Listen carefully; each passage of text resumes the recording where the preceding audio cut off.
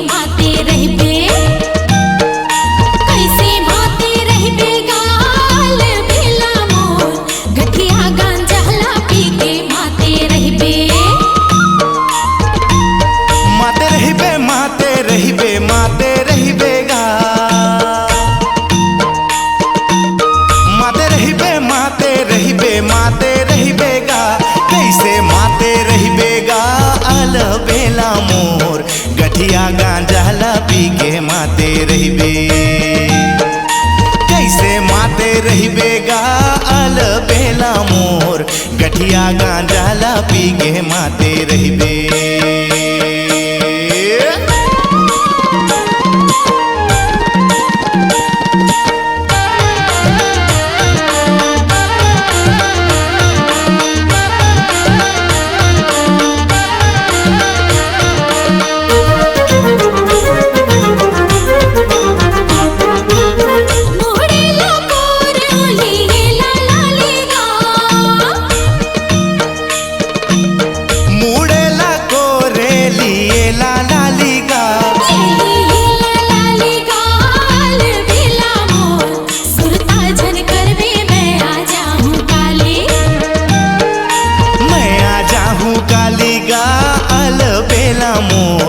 गठिया गांजा ला पी के माते रहिबे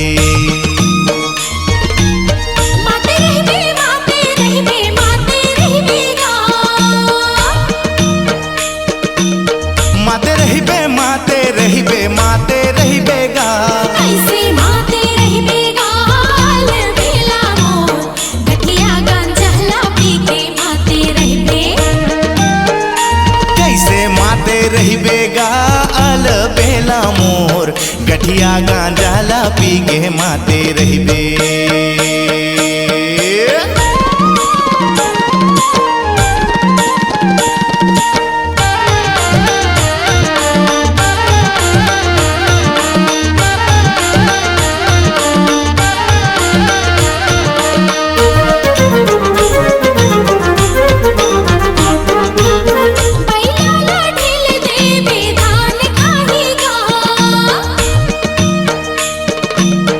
बैला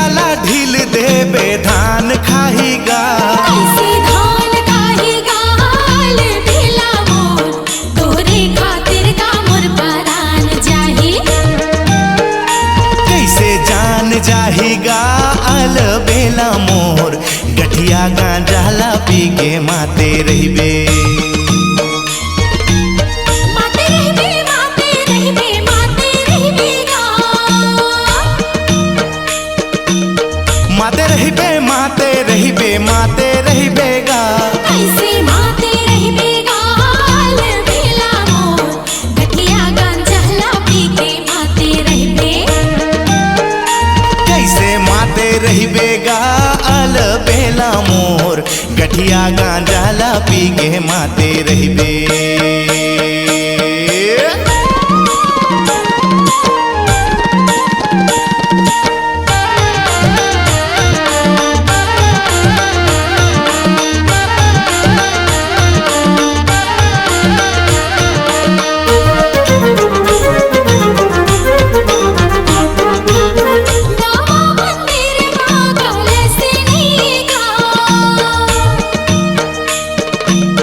नवा मंदिर मां कलश नहीं गा।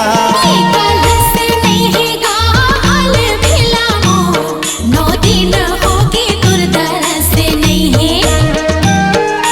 दुर्दरस नहीं गा अल बेला मोर गठिया गांजाला पी के माते रहिबे। माते रहिबे माते रहिबे माते रहिबे गा। माते रहिबे माते रहिबे माते रहिबे गा।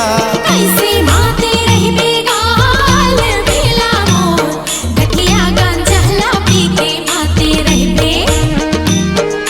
कैसे माते रहिबे गा अल बेला मोर गठिया गांजाला पी के माते रहिबे।